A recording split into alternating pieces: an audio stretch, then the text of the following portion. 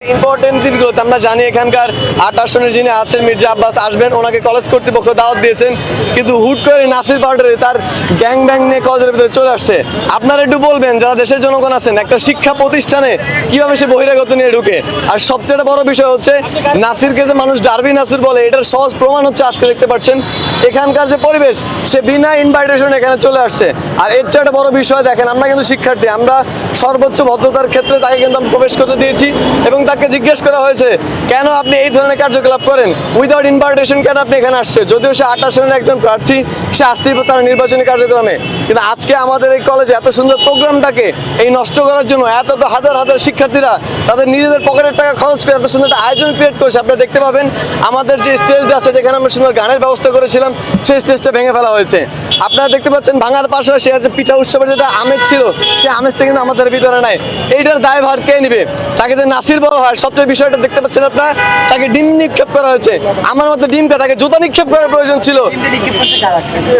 সাধারণ তাকে ডিম নিক্ষেপ করা হয়েছে সাধারণ শিক্ষার্থীরা, তার উপরে ক্ষোভে জ্বালা যন্ত্রণায় তাকে ডিম নিক্ষেপ করেছে। শুধু এখানকার না, দেখবেন কেন তাকে ডিম নিক্ষেপ করেছে আমরা একটু বলি আপনাকে।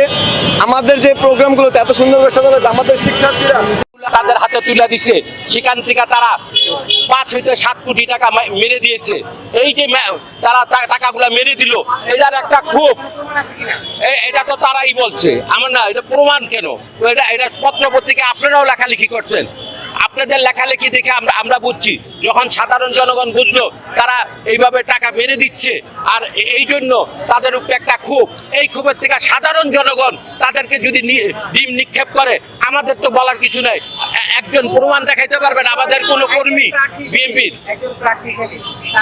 কোন, আমি একজন প্রার্থী, সে অন্যায় যদি করে, ছোট আজকে তাদের উপরে ক্ষোভ শুধু এই জন্য যে তারা ছোট ছোট ব্যাংকগুলার বাচ্চাদের টাকাগুলা মেরে দেওয়ার কারণে তাদের উপরে ক্ষোভ। এখন তাদের বাপ মারা যদি কেউ ডিম নিক্ষেপ করে, তাদেরকে প্রত্যাখ্যান করে, তা আমাদের বলার কিছু নাই। এরা ভুয়া সিম্পেথি নিয়ে যায়, বুঝছেন? আমাদের